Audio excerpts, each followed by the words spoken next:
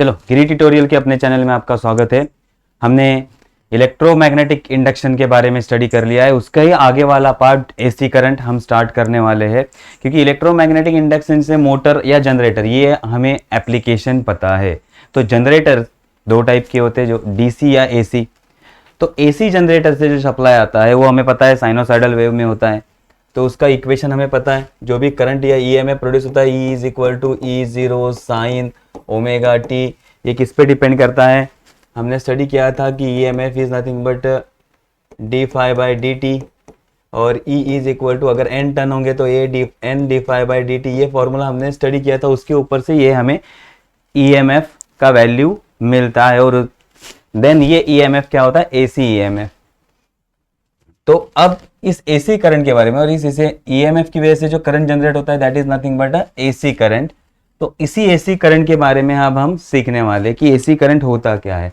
तो देखो, AC current means alternating current. AC current जिसे कहा जाता है alternating current, it is alternating quantity, that is current और वोल्टेज दोनों भी हम स्टडी करने वाले हैं। अल्टरनेटिंग करंट, तो अल्टरनेटिंग क्वांटिटी करंट भी हो सकता है या वोल्टेज भी हो सकता है।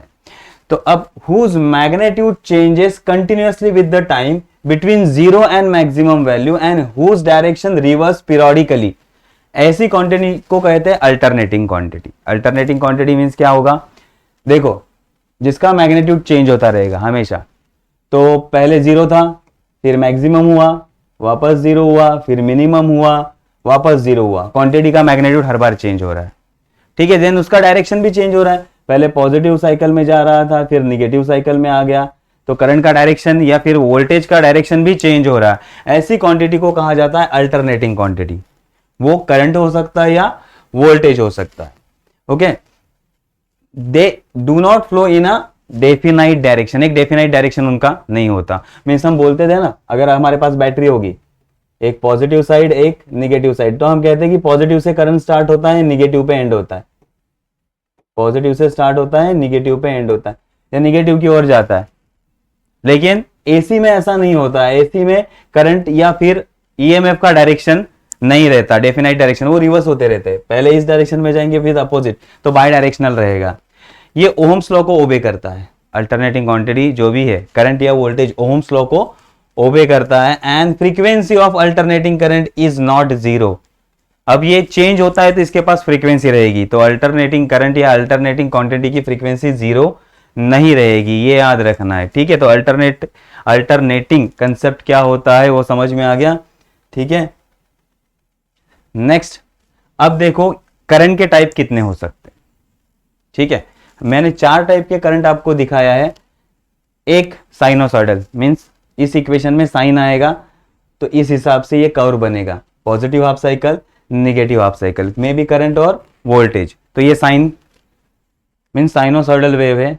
दूसरा है ट्रायंगुलर वेव। तो एसी करंट इस तरह से भी हो सकता है, ट्रायंगुलर डायरेक्शन में, पॉजिटिव निगेटिव, मैग्नीट्यूड भी चेंज हो रहा है, डायरेक्शन भी चेंज हो रहा है, अल्टरनेटिंग क्वांटिटी है। देन रेक्टेंगुलर वेव, ये क्या है? रेक्टेंगुलर वेव, ये भी एसी करंट में आता है, पॉजिटिव निगेटिव, डायरेक्शन चेंज हो रहा है, मैग्नीट्यूड भी चेंज हो रहा है। एंड यहां है एसी और डीसी दोनों जब कंबाइन होते हैं तो इस तरह का वेवफॉर्म हमें मिलता है, एसी और डीसी। क्योंकि देखो निगेटिव में जा नहीं रहा है, ये तो सिर्फ पॉजिटिव ही है, सिर्फ क्या है? पॉजिटिव, मींस डायरेक्शन चेंज नहीं कर रहा है। तो एसी और DC, when AC is super impose with the DC, तो इस तरफ के वेव आएंगे। तो ये वेव याद रखने हैं। अच्छा, कभी कभी वेव पे हमें इक्वेशन पूछते, sinusoidal wave, triangular wave, rectangular या स्क्वायर वेव, और ये AC super impose with the DC. जब एसी सुपर इम्पोज होगा तो ये निगेटिव साइड में नहीं आएगा, ये याद रखना है, ठीक है। चलो नेक्स्ट आते हैं करंट के बारे में, या फिर इंस्टेंटेनियस वैल्यू क्या होते हैं, पीक वैल्यू क्या होते हैं और मीन वैल्यू क्या होते हैं, उसके ऊपर स्टडी करते हैं। तो पहला जो हमने स्टडी किया that is instantaneous value. Instantaneous means एक पर्टिकुलर इंस्टेंट पे अगर हमें वैल्यू फाइंड आउट करना है, क्योंकि करंट हमेशा चेंज हो रहा है, करंट हमेशा चेंज हो रहा है, वोल्टेज हमेशा चेंज हो रहा है। तो एक पर्टिकुलर इंस्टेंट पे कितनी वैल्यू होगी वो हमें फाइंड आउट करना है, उसे कहते हैं instantaneous value. So at any instant the value of EMF और a current in AC circuit, किसी भी इंस्टेंट पे, किसी आपको लगा कि हाँ 5 सेकेंड बाद कितना करंट होगा, 10 सेकेंड बाद कितना करंट, तो 10 सेकेंड के इंस्टेंट पे कितना करंट होगा, that is the instantaneous value या इंस्टेंटेनियस ईएमएफ या वोल्टेज हम फाइंड करेंगे, ठीक है। Then instantaneous value depend upon the time, क्योंकि आपको बताना पड़ेगा ना कब का वैल्यू चाहिए आपको, 10 सेकंड के बाद का, 0 सेकंड पे, 5 सेकंड पे, तो ये टाइम पे डिपेंड करता है। किस पे डिपेंड करता है? टाइम पे डिपेंड करता है। Very simple harmonically, simple harmonic motion आपने स्टडी किया है, तो ये सिंपल हार्मोनिकली वेरी करता है, ठीक है, SHM परफॉर्म करेगा ये simple harmonic motion. It's value may be 0, इसका वैल्यू 0 हो सकता है। मीन्स मैंने यहां पे करंट मेजर किया तो 0, यहां पे मेजर किया इस इंस्टेंट पे 0, इस इंस्टेंट पे भी 0 है, तो इसका वैल्यू 0 हो सकता है। ये हो गया इंस्टेंटेनियस वैल्यू, एक पर्टिकुलर इंस्टेंट पे मेजर किया हुआ वैल्यू, ठीक है। देन आते हैं हम पीक वैल्यू पे। अब पीक मीन्स जो भी मैक्सिमम होगा उसे हम कहेंगे पीक। तो पीक वैल्यू क्या होता है? पॉजिटिव और negative maximum value of the current. मे भी पॉजिटिव हो सकता है या निगेटिव हो सकता है, लेकिन positive maximum value and negative maximum value, उसे हम क्या कहेंगे? Peak value. पॉजिटिव और negative maximum value of current in one cycle, in one cycle. एक साइकिल में पॉजिटिव निगेटिव मैक्सिमम वैल्यू कितना है, उसे हम क्या कहते हैं? Peak value. उसे हम रिप्रेजेंट करते हैं I0 और E0। अगर EMF होगा तो उसे हम किससे डिनोट करेंगे? E0 से, E0, I0 या E0 से, ठीक है। ये समझ में आ गया, peak value means maximum value. Next mean value और एवरेज वैल्यू, क्योंकि हमेशा चेंज हो रहा है। अब एक साइकिल में, सपोज एक साइकिल है, एक साइकिल में ये वैल्यू कांस्टेंट नहीं है, तो अगर पूरे साइकिल में कितना वैल्यू होगा वो मुझे फाइंड आउट करना होगा, तो एवरेज निकालना होगा। कभी 1 होगा, फिर 2, 3, 4, 5, वापस डिक्रीज होगा, वापस निगेटिव में जाएगा, वापस इंक्रीज होगा। तो वैल्यू हमेशा चेंज हो रही है, तो हमेशा चेंज हो रही है तो हमें क्या निकालना पड़ेगा? एवरेज निकालना पड़ेगा। सो व्हाट इज एवरेज और mean value? The average of instantaneous value. हर एक इंस्टेंटेनियस वैल्यू को अगर हम एवरेज लेना है तो the average of instantaneous value of current और वोल्टेज इन वन साइकिल, इनका मीन या एवरेज लेना। हर एक इंस्टेंटेनियस वैल्यू, एक साइकिल में जितने भी वैल्यू होंगे इंस्टेंटेनियस वैल्यू, उनका मीन लेना मीन्स एवरेज और a mean value. The mean value of alternating current और voltage in a one full cycle is 0। एक फुल साइकिल, क्योंकि हाफ साइकिल में पॉजिटिव वैल्यू, हाफ साइकिल में निगेटिव वैल्यू, दोनों का एडिशन या एवरेज लोगे तो क्या आएगा आंसर? 0, ठीक है। The mean value of alternating current और voltage in one full cycle is equal to 0। Half cycle में 0 नहीं होता, फुल साइकिल में 0 होता है, याद रखना। हाफ साइकिल में 0 नहीं होगा, लेकिन फुल साइकिल में ये 0 होगा। तो देखो इसके लिए इक्वेशन है मीन वैल्यू, लाइन हम ऊपर ड्रॉ करते हैं, E के ऊपर लाइन ड्रॉ किया means E mean is equal to 1/T। एक पूरे साइकिल के लिए, एक पूरे साइकिल के लिए टाइम पीरियड कितना होता है? T। तो अगर हम इंटीग्रेशन ले 0 से लेके T तक, E का वैल्यू का एडिशन करें तो पहले वाले वैल्यू पॉजिटिव आएंगे, बाद वाले वैल्यू निगेटिव, दोनों का एडिशन करोगे विद रिस्पेक्ट टू टाइम तो आंसर क्या आने वाला है? 0। सिमिलरली हम करंट को भी इस तरह से ऐड करेंगे तो आंसर क्या आने वाला है? 0। अब ये डिपेंड करता है कि आप टाइम कितना ले रहे हो। अगर हाफ साइकिल लोगे तो T/2 आएगा, उस केस में वैल्यू होगा 0 to T/2। अब 0 नहीं होगा तो इंटीग्रेशन का वैल्यू चेंज हो जाएगा, ठीक है। तो मीन वैल्यू डिपेंड करता है, अगर आप फुल साइकिल में ले रहे हो तो आंसर क्या आएगा? 0 आएगा। नेक्स्ट अब आते हैं मीन स्क्वायर वैल्यू। अब देखो आंसर तो 0 आ रहा है, यहां एक साइकिल में, पूरे साइकिल में आंसर तो 0 आ रहा है, लेकिन करंट 0 नहीं है, करंट तो 0 नहीं है, करंट फ्लो कर रहा है। जब हम एडिशन या एवरेज ले रहे हैं तब आंसर 0 आ रहा है ना। तो अब मेजर करने के लिए क्या करें फिर? तो हम क्या करते हैं? इसका स्क्वायर करते हैं। क्या करते हैं? स्क्वायर। पॉजिटिव क्वांटिटी का स्क्वायर क्या होता है? पॉजिटिव। और निगेटिव क्वांटिटी का स्क्वायर भी क्या होता है? पॉजिटिव। तो हमेशा हमें पॉजिटिव वैल्यू मिलेगा, देन हम इसका मीन ले सकते हैं, ठीक है। तो यहां देखो क्या कहा हमें? Mean square value. तो स्क्वायर वैल्यू का मीन लेना है, जो भी ईएमएफ है उसका स्क्वायर करना है, देन मीन लेना है। और या करंट होगा तो उसका स्क्वायर करना है, फिर मीन लेना है। मींस पॉजिटिव वैल्यू का भी स्क्वायर पॉजिटिव आएगा, निगेटिव हाफ साइकिल के वैल्यू का भी स्क्वायर क्या आएगा? पॉजिटिव ही आएगा। तो पॉजिटिव हो या निगेटिव हो फर्क नहीं आएगा, ठीक है। तो हम टोटल फुल साइकिल में वैल्यू निकाल सकते हैं। तो वो वैल्यू निकालने के लिए हमको कौन सा टर्म यूज करना पड़ता है? Mean square value. देखो मीन स्क्वायर वैल्यू क्या कहता है? The average of square of instantaneous value. जितने भी इंस्टेंटेनियस वैल्यू उसका स्क्वायर करना है और बाद में उसका मीन लेना है, इन वन फुल साइकिल उसे कहते हैं मीन स्क्वायर वैल्यू। उसे क्या कहते हैं? Mean square value. Mean square value of alternating voltage and current in one full cycle is positive. मैंने कहा क्योंकि पॉजिटिव का स्क्वायर भी पॉजिटिव, निगेटिव का स्क्वायर भी पॉजिटिव, तो आंसर हमेशा पॉजिटिव आएगा। आंसर हमेशा कैसे आएगा? पॉजिटिव आएगा। तो अब पहले क्या करना है? ई स्क्वायर देन उसका मीन। अब पूरा साइकिल है, वन सेकेंड, पूरा साइकिल मीन्स 0 से स्टार्ट होगा, t तक एंड होगा, और हम स्क्वायर वैल्यू ले रहे हैं, सारे स्क्वायर वैल्यू का एडिशन होगा। So same 1/t integration 0 to t E square dt। ठीक है, ये वैल्यू हमें फाइंड आउट करना है, तो हमें मीन मिलेगा, और मीन वैल्यू होता है ये पीक वैल्यू E0, ये पीक वैल्यू E0, तो इसका हाफ रहेगा, तो E0 स्क्वायर हाफ, ये हमें वैल्यू मिलेगा। देन I के लिए भी सेम फॉर्मूला हम अप्लाई करेंगे, इंटीग्रेशन करेंगे 0 to t, हमें क्या मिलेगा? I0 square by 2। ये हमें याद रखना है, ये हमने सॉल्व किया है, तो ये हमारे पास है। ये हो गया मीन स्क्वायर वैल्यू।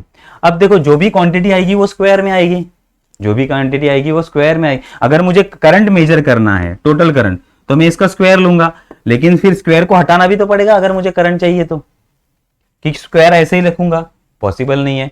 तो अब अगर इस स्क्वायर को हटाना है तो मुझे क्या लेना पड़ेगा? रूट। क्या लेना पड़ेगा? रूट, तो मुझे मिल जाएगा करंट, तो उसे हम क्या कहेंगे? Root mean square value.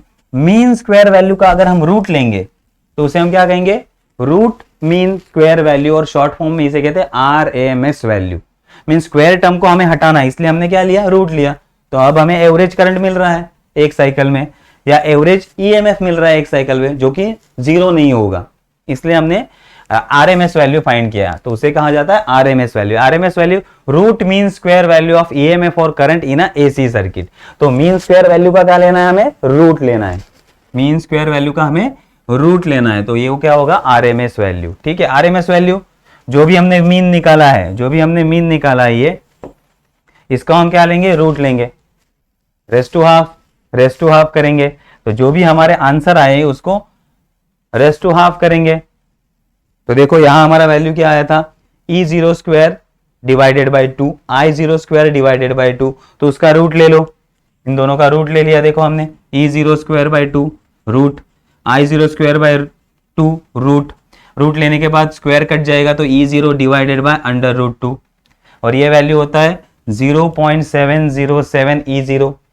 Similarly current के लिए भी same formula, I0 divided by root 2, क्योंकि रूट ले लिया हमने, तो ये वैल्यू होगा 0.707 I0।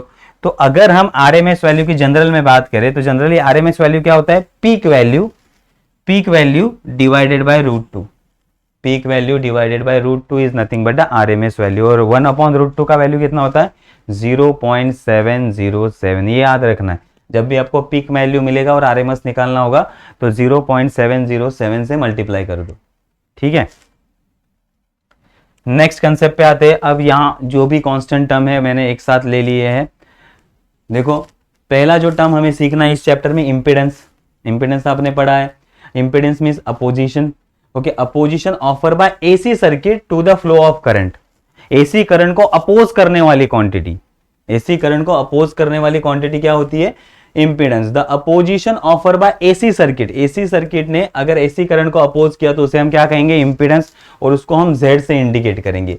Same formula Ohm's law follow होता है, वोल्टेज अपॉन करंट, हर जगह वही फॉर्मूला अप्लाई होगा, क्योंकि हमने पहले ही कहा था कि अल्टरनेटिंग करंट ओम्स लॉ को ओबे करता है, तो हर बार ओम्स लॉ को याद रखना। देखो Z is equal to, opposition है, EMF upon current, magnitude of EMF upon current, और इसी को हम ERMS बाय IRMS भी लिख सकते हैं, या E0 बाय I0 भी लिख सकते हैं, क्योंकि रेशो है। ठीक है, इसलिए अब इसका यूनिट अपोजिशन है तो ओम होगा, इसका यूनिट क्या होगा? ओम होगा। दूसरी क्वांटिटी जो हम सीखने वाले हैं दैट इज अ रिएक्टेंस। अभी आपको याद आएगा दो टाइप के रिएक्टेंस होते हैं, एक इंडक्टर ऑफर करता है, एक कैपेसिटर ऑफर करता है। कि इंडक्टिव रिएक्टेंस, कैपेसिटिव रिएक्टेंस, तो हम रिएक्टेंस सीखने वाले। Reactance is also opposition, reactance he opposition, लेकिन कौन ऑफर करता है? इंडक्टर या कैपेसिटर? अगर इंडक्टर AC करंट को अपोज करेगा या कैपेसिटर AC करंट को अपोज करेगा तो उसे हम क्या कहेंगे? रिएक्टेंस। उसे क्या कहेंगे? रिएक्टेंस। और पूरा सर्किट अपोज करेगा जिसमें इंडक्टर भी है, कैपेसिटर भी है, तो उसे हम इंपेडेंस कहेंगे। याद रखो, अगर इंडिविजुअल है देखो अगर इंडिविजुअल अपोज कर रहा है, ये रेजिस्टेंस है, इंडक्टर है, कैपेसिटर है, अगर इंडिविजुअल की बात कर रहे हैं तो रिएक्टेंस, इंडिविजुअल की बात कर रहे हैं तो रिएक्टेंस, सर्किट की बात कर रहे हैं तो इंपीडेंस, ये डिफरेंस है। ठीक है,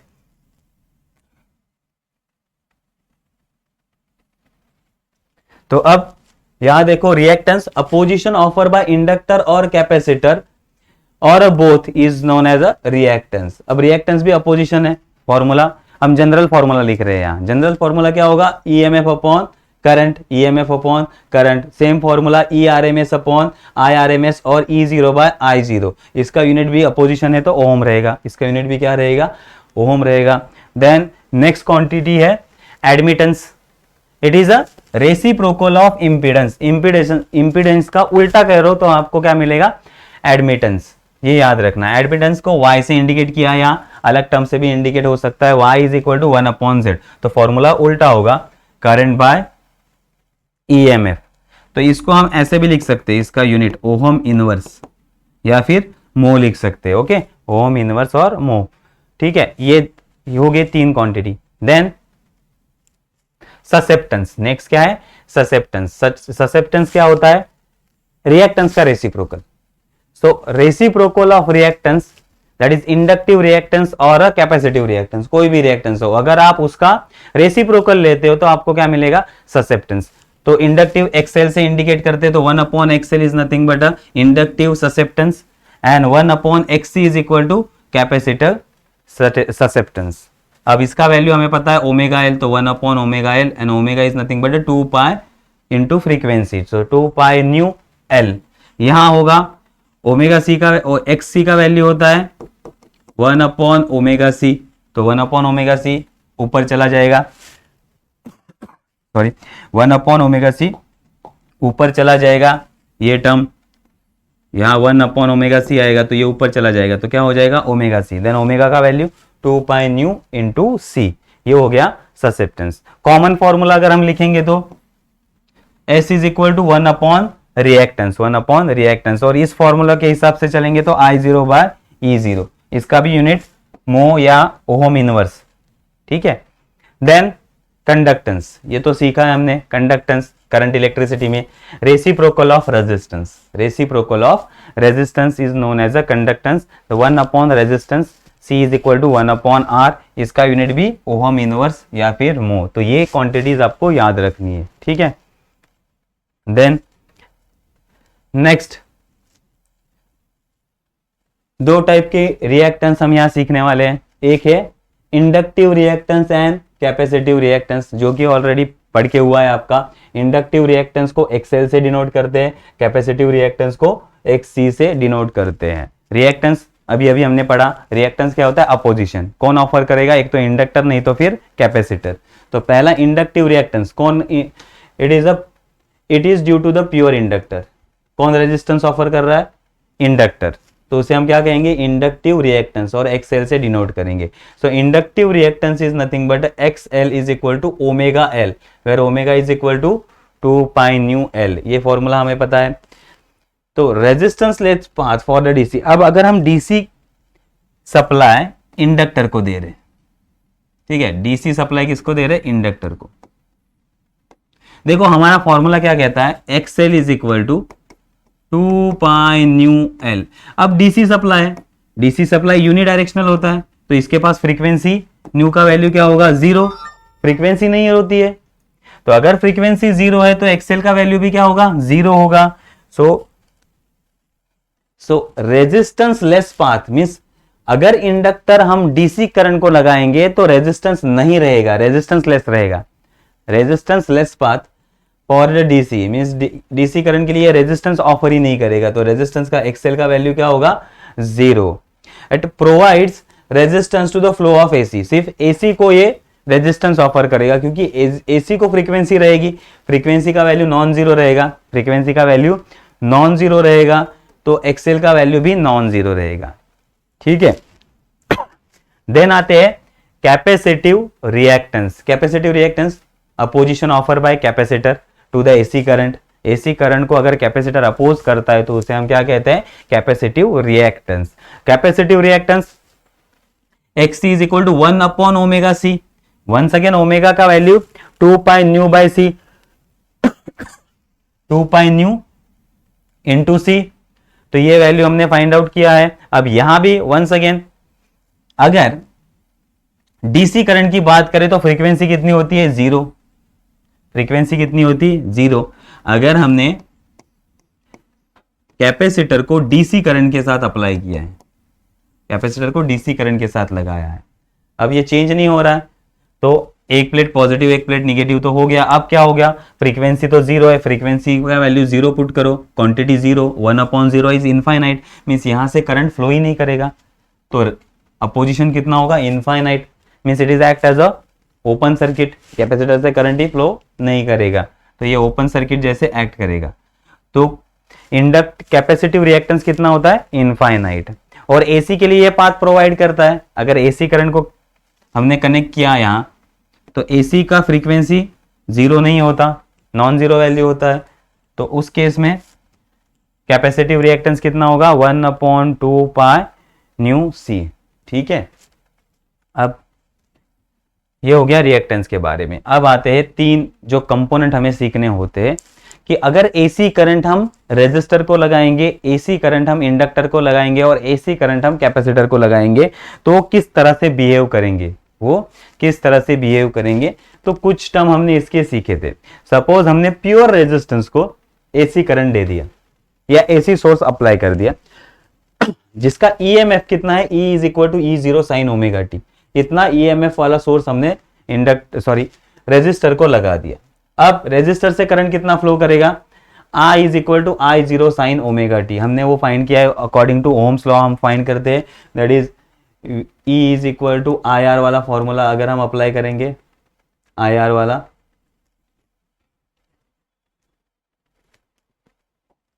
E is equal to IR वाला फॉर्मूला हम अप्लाई करते हैं, therefore I is equal to E by R।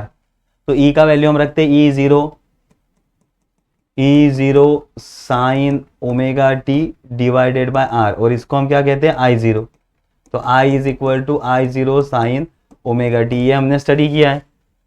तो हमारा वैल्यू क्या आया? I is equal to I0 sine omega t. देखो अब यहाँ भी ओमेगा टी, यहाँ भी ओमेगा टी, दोनों में फेज डिफरेंस नहीं है, दोनों में फेज डिफरेंस नहीं है। अब इस केस में I0 क्या होता है? Peak current. पीक करंट का वैल्यू हमने देखो फाइंड किया E0 by R, E0 by R।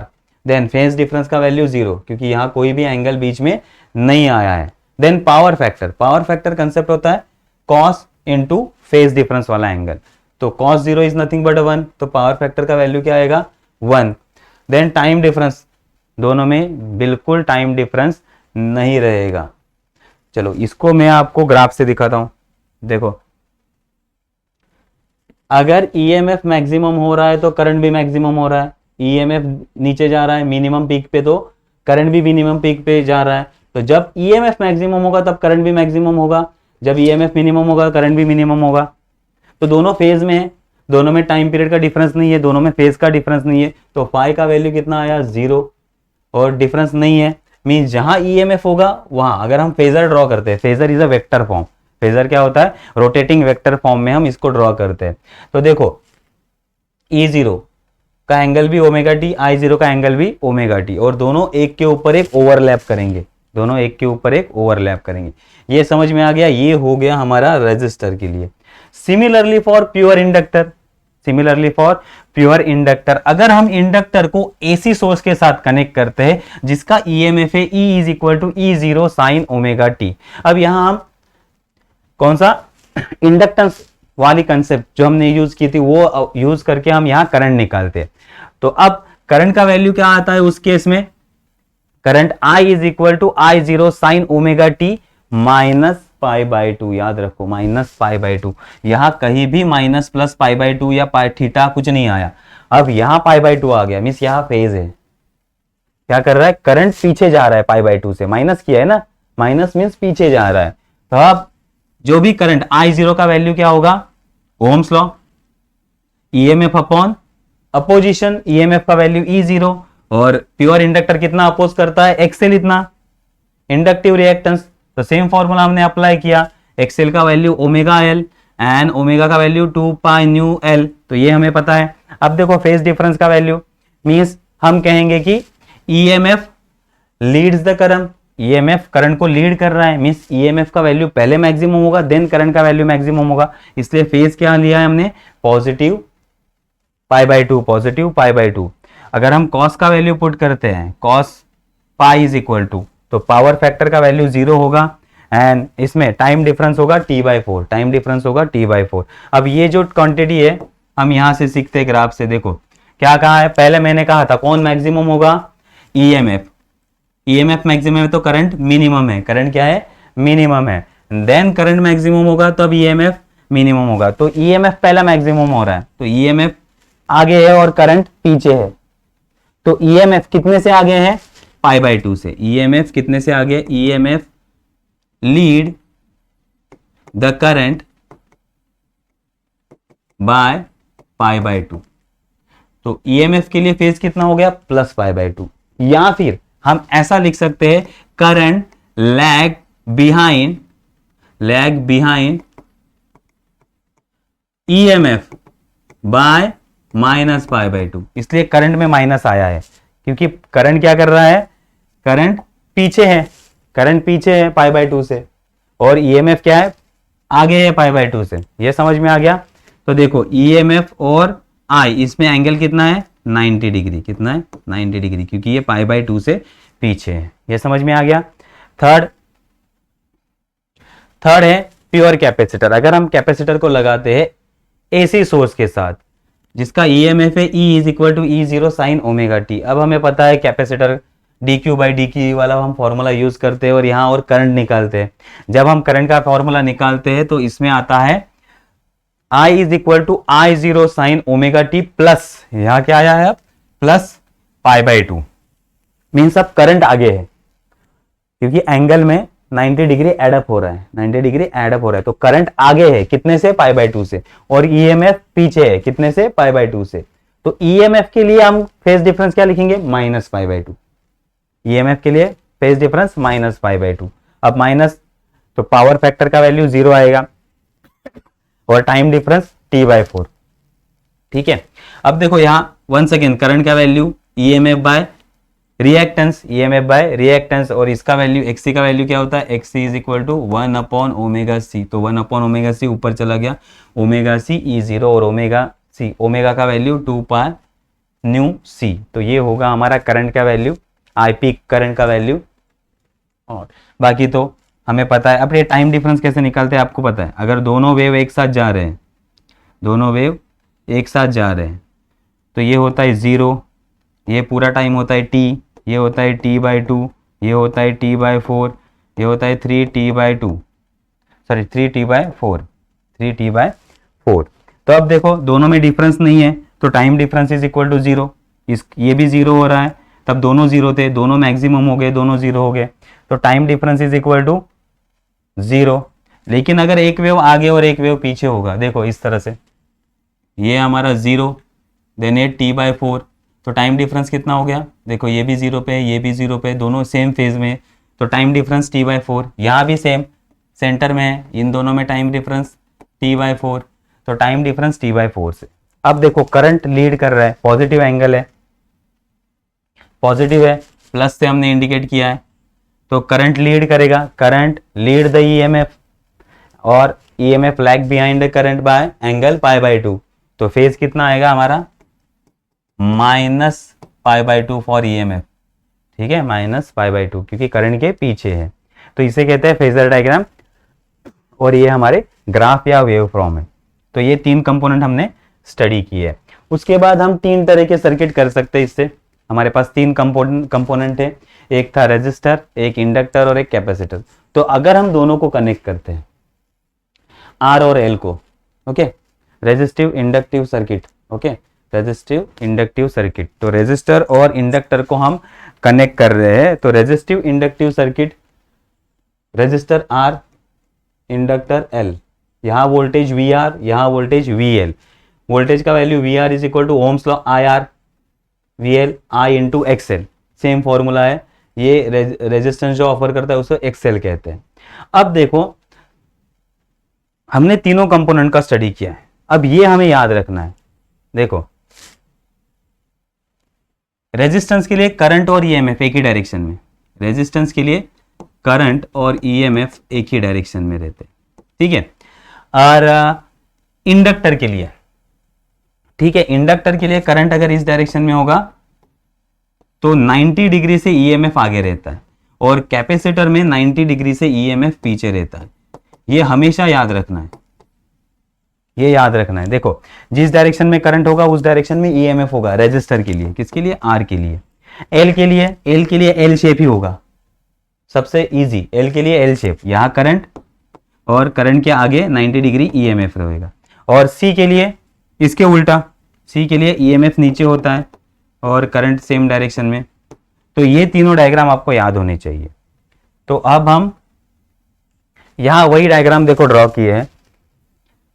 अब रेजिस्टर और इंडक्टर, तो अगर हम इन दोनों का ग्राफ करेंगे, जिस डायरेक्शन में करंट है उस डायरेक्शन में रेजिस्टर का वोल्टेज रहेगा और इंडक्टर का 90 डिग्री से आगे, करंट को 90 डिग्री से आगे रहेगा, ठीक है। देन इन दोनों का हम मीन निकालेंगे तो हमें मीन ईएमएफ मिलेगा। वो कितने डिग्री पे होगा, फाई इतने एंगल पे होगा, वो कितने एंगल पे होगा, फाई इतने एंगल पे होगा। तो ईएमएफ का वैल्यू क्या होगा, अंडर रूट, क्योंकि ये वेक्टर एडिशन है, वेक्टर में मैग्नीट्यूड निकालना है, under root V R square plus V L square, V R square plus V L square. और आई का वैल्यू क्या होगा, I zero sine omega T minus five, phase कितना आया है, फाइव। तो करंट पीछे है, करंट के क्या है, पीछे, कितने डिग्री से पीछे, फाइव इतने डिग्री से पीछे, इसलिए माइनस फाइव आ गया, ठीक है, ये समझ में आ गया। देन इसके ऊपर से हम आई जीरो का वैल्यू निकाल सकते हैं, I zero is nothing but E zero by Z, क्योंकि ये अभी यहाँ इंपीडेंस ही आएगा, यहाँ क्या आएगा, इंपीडेंस, हर एक केस में जेड आएगा क्योंकि दो कंपोनेंट है। यहाँ हम कैपेसिटिव या इंडक्टिव रिएक्टेंस नहीं ले सकते, यहाँ क्या लेंगे हम, इंपीडेंस, क्योंकि ये ऐसी सर्किट अपोजिशन ऑफर करेगा। तो आई जीरो का वैल्यू क्या होगा, I zero is equal to E zero by Z, E zero by Z, ये हमें याद रखना है, ठीक है।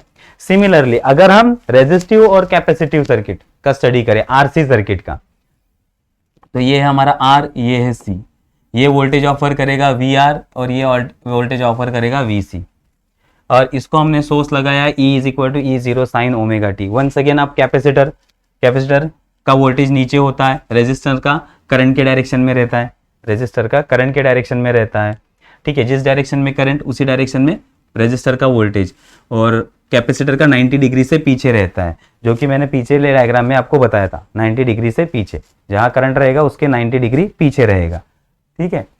तो अब हमने डायग्राम ड्रॉ किया, अब इन दोनों का रिजल्टेंट ईएमएफ हमें कहाँ मिलेगा, इस डायरेक्शन में फाई। तो अब ये करंट के पीछे है, करंट के पीछे, तो करंट लीड कर रहा है, करंट क्या कर रहा है, लीड कर रहा है।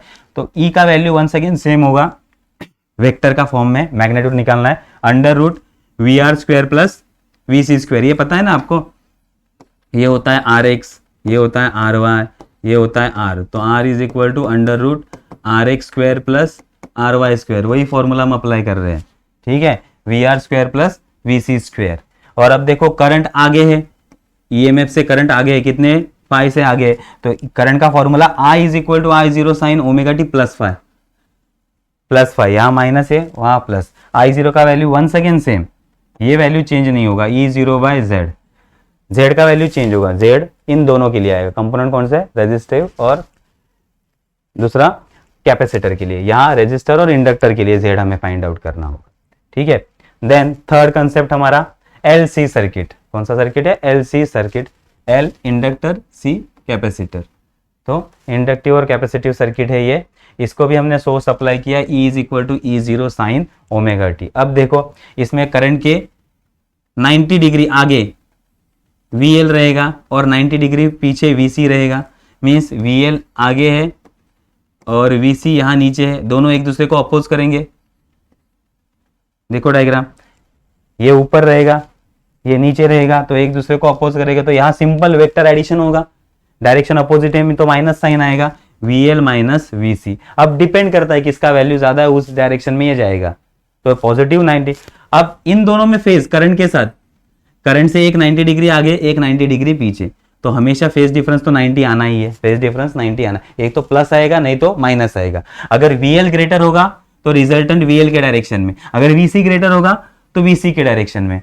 तो यहाँ प्लस माइनस 90 डिग्री आना ही है, फेज डिफरेंस कितना रहेगा 90 degree. So I is equal to I0 sine omega T plus minus pi by 2, ये आना ही है। और I0 का value once again E by E0 by Z, ठीक है, तीनों के लिए सेम, लेकिन Z का वैल्यू हमेशा चेंज होगा। Z का वैल्यू इसके लिए क्या होगा, इसके लिए Z का वैल्यू होगा R square plus XL square under root, इसके लिए होगा R square plus XC square, और इसके लिए XL square plus XC square. ये आपको एक्सएल माइनस एक्सी, ये आपको याद रखना है, ठीक है, ये आपको याद रखना है।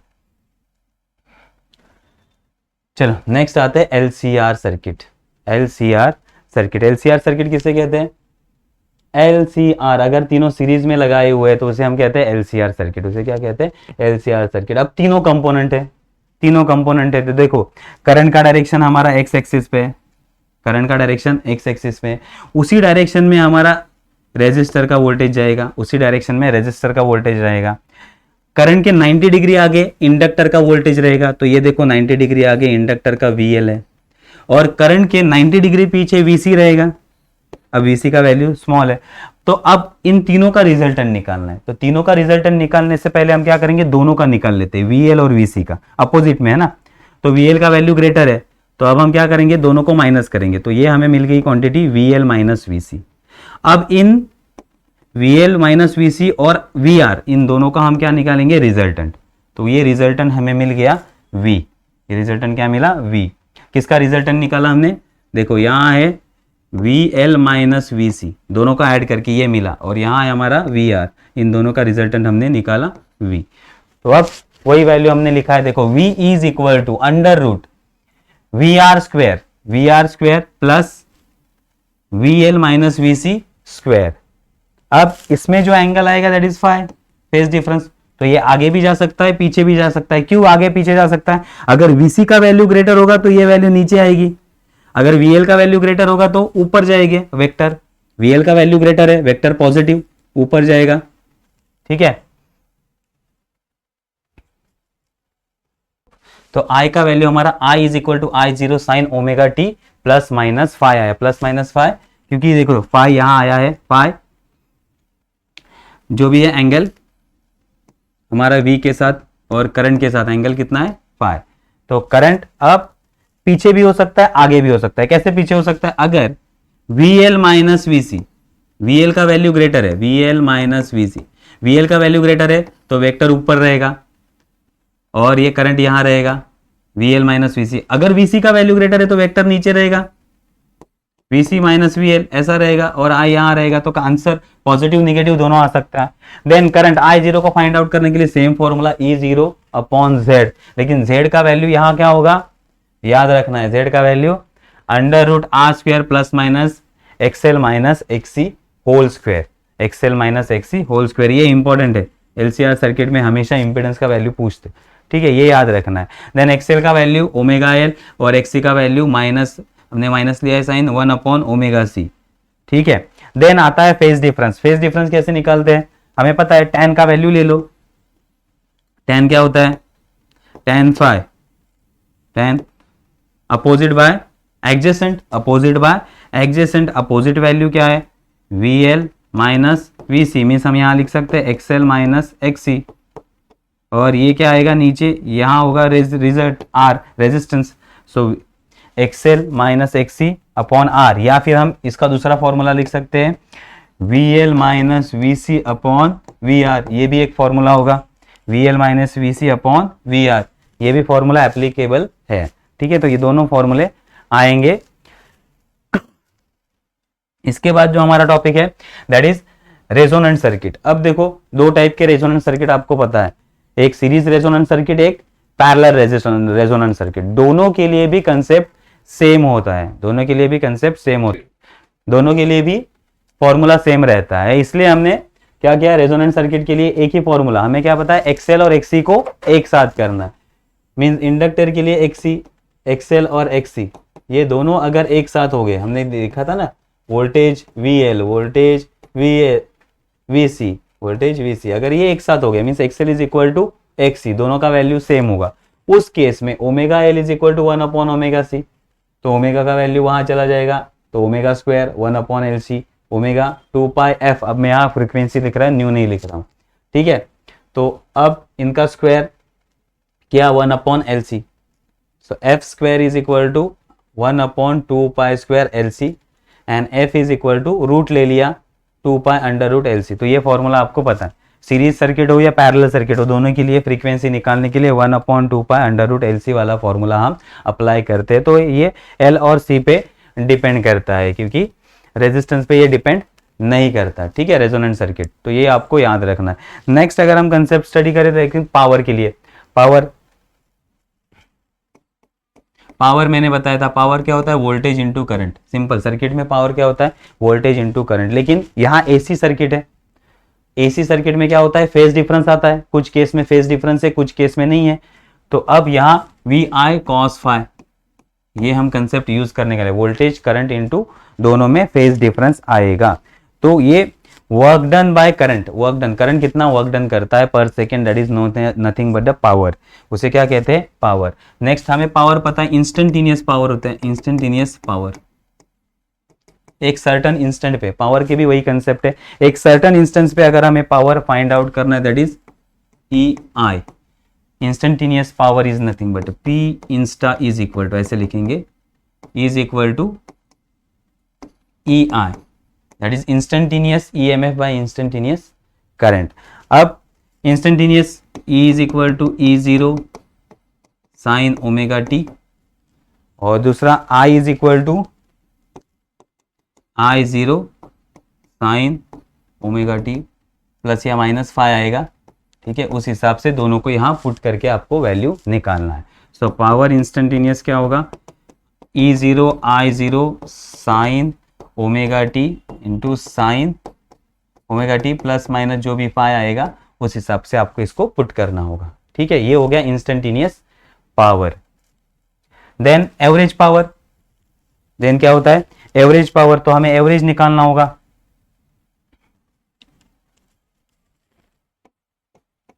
एवरेज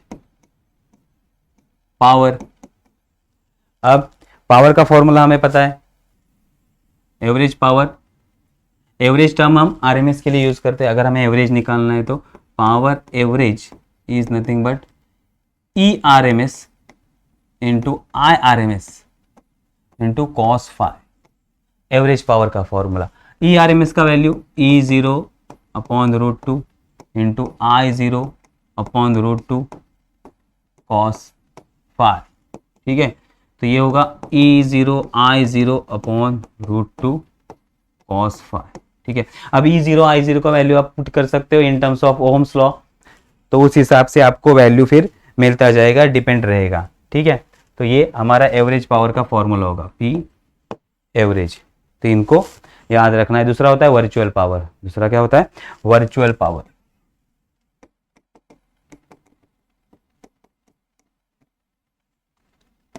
P वर्चुअल, ठीक है। Virtual power that is maximum power E0 और I0 divided bye 2, E0 I0 divided bye 2, maximum peak value को मल्टीप्लाई करके डिवाइड बाय 2, ठीक है। ये होता है वर्चुअल पावर। अब एवरेज पावर हो गया और वर्चुअल पावर, इन दोनों का अगर हम रेशो लेते, वर्चुअल पावर और एवरेज पावर का, तो उसे हम कहते हैं पावर फैक्टर। क्या कहते हैं, power factor, that is average power divided by virtual power, उसे कहते हैं हम पावर फैक्टर, ठीक है। जो पावर फैक्टर हमने फाइंड आउट किया था कॉस फाइव, क्या फाइंड किया था, cos five, cos five, that is average power divided by virtual power,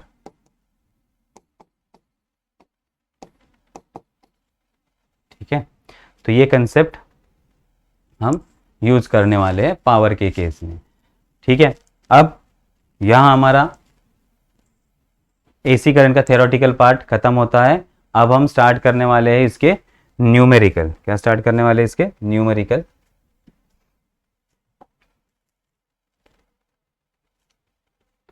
चल तो आते अब हम न्यूमेरिकल, फर्स्ट न्यूमेरिकल पे।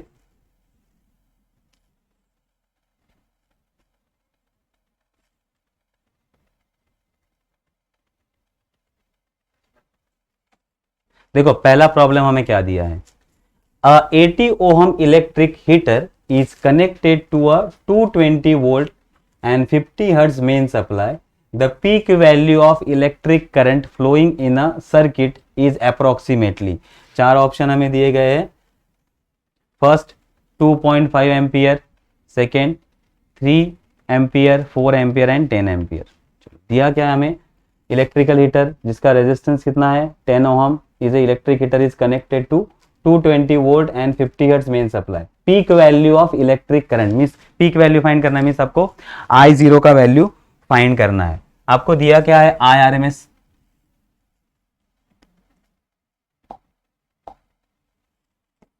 IRMS वाला फॉर्मूला आपको लगाना होगा. IRMS is equal to ERMS upon R. ठीक है, इस वैल्यू से आपको पहले RMS वैल्यू निकालना होगा एंड देन RMS वैल्यू से हमें पीक वैल्यू निकालना होगा. ठीक है, तो देखते हैं पहले क्या दिया है. 80 ओहम R का वैल्यू दिया है हमें. R is equal to 80 ohm, then connected to ERMS 220 volt और फ्रीक्वेंसी दिया है हमें 50 हर्ट्ज. फ्रीक्वेंसी क्या दिया है हमें? 50 हर्ट्ज. अगर हम इसको वैल्यू पुट करेंगे 220 बाय 80,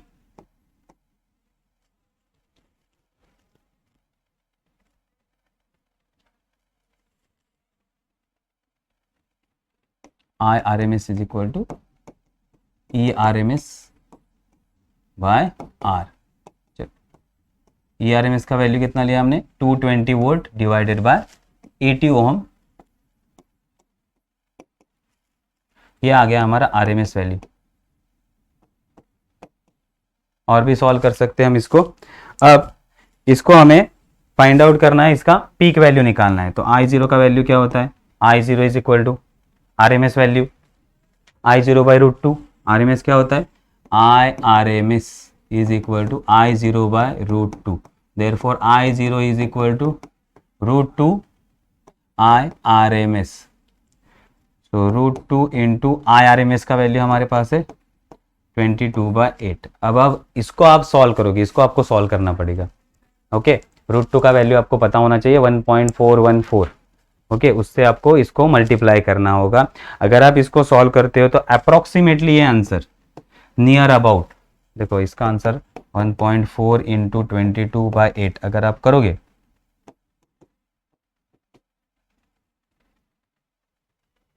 अप्रोक्सीमेट, इसका आंसर नियर अबाउट 4 एम्पियर तक आएगा.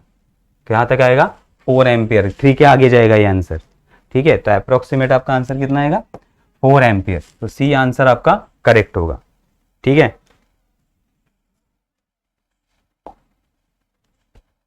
नेक्स्ट प्रॉब्लम आपको क्या दिया है? देखो, the number of turns in a coil of a AC generator is 100 and its cross sectional area is 2.5 meter square. The coil is revolving in a uniform magnetic field of strength 0.3 Tesla with the uniform angular velocity of 60 radian per second.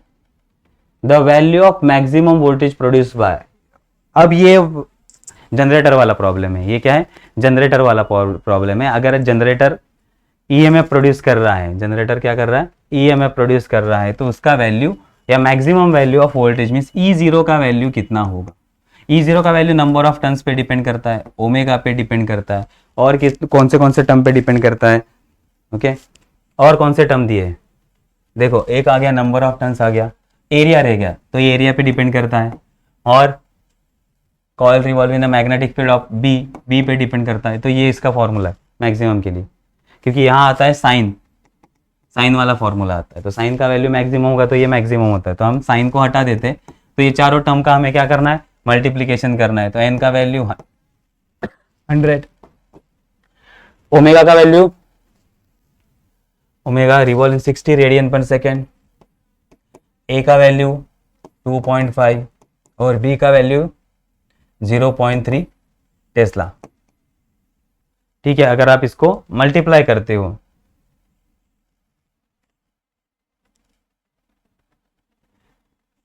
ये आएगा 75 into 60.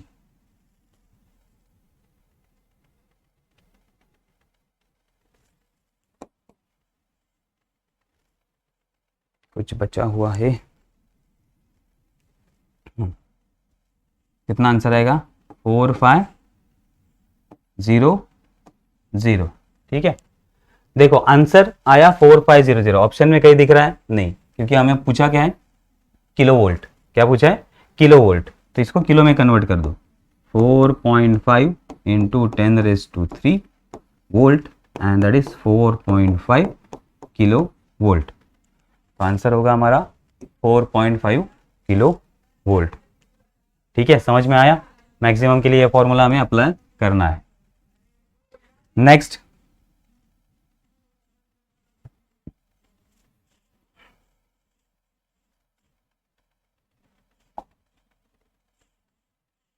Third. ठीक है, third problem में क्या कहा है? An alternating voltage given as V is equal to 100√2 sin 100t volt, it applied to the capacitor of 1 microfarad. The current reading of the ammeter will be equal to in a milliampere. अब simple, पहले तो क्या दिया है वो लिख लो। V is equal to 100√2 sin 100t। तो इसको कंपेयर करो, V is equal to V0 sin omega t, या E0 से कंपेयर करो। V के टर्म में दिया तो V0, तो यहाँ V0 का वैल्यू क्या आएगा? V0 इज इक्वल टू 100√2, ओमेगा का वैल्यू आएगा 100, और क्या दिया है हमें? Capacitor C is equal to 1 into 10⁻⁻6, या फिर हम लिख सकते हैं डायरेक्टली 10⁻⁻6 फैरेड। हमें फाइंड क्या करना है? Reading, current reading means current कितना आएगा वो हमें फाइंड आउट करना है। I इज इक्वल टू वाला फॉर्मूला हमें फाइंड आउट करना है, मीन्स IRMS फाइंड आउट करना है। IRMS हमें फाइंड आउट करना है। तो पहले तो V0 का वैल्यू दिया है हमें, VRMS फाइंड आउट करना होगा। VRMS क्या होता है? VRMS is equal to V0/√2। V0√2 क्या होगा? V0 का वैल्यू हमारे पास है 100√2/√2, ये कट जाएगा तो 100 हमारा VRMS होगा। ओके, तो IRMS का अब हम फॉर्मूला अप्लाई करेंगे। IRMS is equal to VRMS upon Z, VRMS upon Z। अब Z का वैल्यू, VRMS का वैल्यू आ गया 100। अब सर्किट कौन सा है? 100 volt applied to this voltage applied to capacitor. किसको अप्लाई किया है? कैपेसिटर। कैपेसिटर जब अपोजिशन क्रिएट करेगा उसे हम कहते हैं इंडक्टिव कैपेसिटेंस। उसे क्या कहते हैं? सॉरी, उसे कहते हैं कैपेसिटिव कैपेसिटेंस। उसे क्या कहते हैं? Capacitive capacitance. तो फॉर्मूला होगा RMS इज इक्वल टू 100, इसका वैल्यू 1/ω/c। ये होगा 100, ω/c ऊपर जाएगा, ओमेगा का वैल्यू 100, कैपेसिटर का वैल्यू 10⁻⁻6। तो अब बचा कितना? 1 2 3 4, 4 निकल गए तो यहाँ बन गया 10⁻²। Okay, 10⁻² means 0.01 ampere. कितना आया? 0.01 एम्पियर। यहाँ दिया है? नहीं दिया है। आंसर किस में चाहिए? मिली में चाहिए। मिली मीन्स 10⁻³ कन्वर्ट कर दो, 1 2 3, 10 into 10⁻³ ampere means 10 milli ampere. ठीक है, आंसर कितना आया? 10 मिली एम्पियर। हर बार आंसर हमारे यूनिट के टर्म में नहीं देते, तो हमें जज करना पड़ता है। ऑप्शन और यूनिट के साथ इसको हमें चेक करना पड़ता है। ओके, तो ये समझ में आ गया। नेक्स्ट,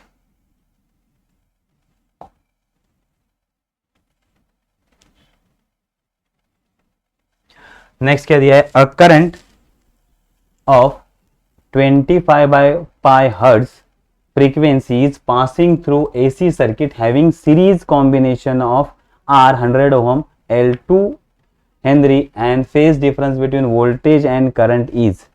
ओके, अब करंट हमें दिया गया है, करंट का वैल्यू कितना है? 25 sorry current of frequency 25/pi। तो फ्रीक्वेंसी दिया है हमें 25/pi, ये एक टर्म दिया है।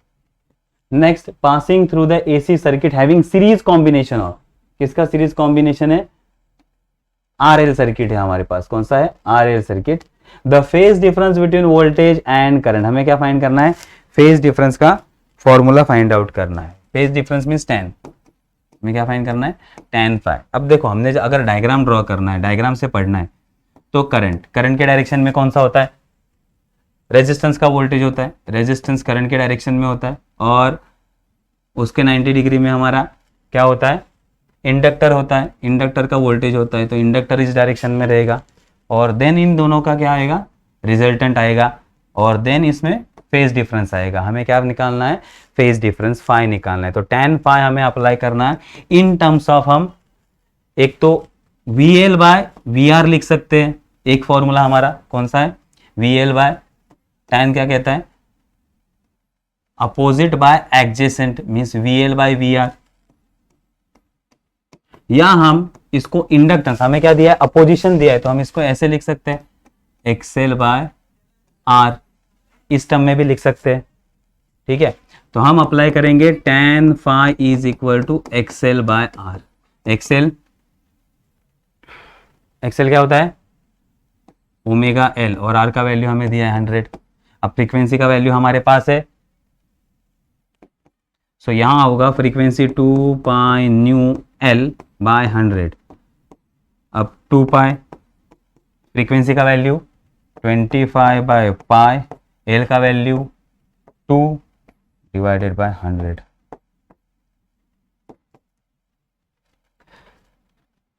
100 by 100 1, tan phi is equal to 1। tan का वैल्यू 1 कब होता है, tan का वैल्यू 1, tan इनवर्स ऑफ 1 क्या होता है, 45 डिग्री, 45 डिग्री। तो आंसर कितना आएगा, 45 डिग्री, ठीक है।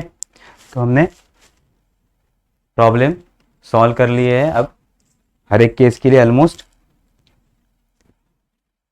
तो अब यहाँ हम अपना लेक्चर स्टॉप करते हैं। एसी करंट, इलेक्ट्रोमैग्नेटिक इंडक्शन और एसी करंट दोनों कंटिन्यू में, कंबाइन में हम ले सकते थे, लेकिन बहुत बड़ा लेक्चर हो जाता है, इसलिए इलेक्ट्रोमैग्नेटिक इंडक्शन हमने पहले लिया, देन एसी करंट हमने स्टार्ट किया। ओके, तो यहाँ अब हम स्टॉप करते हैं हमारे लिए।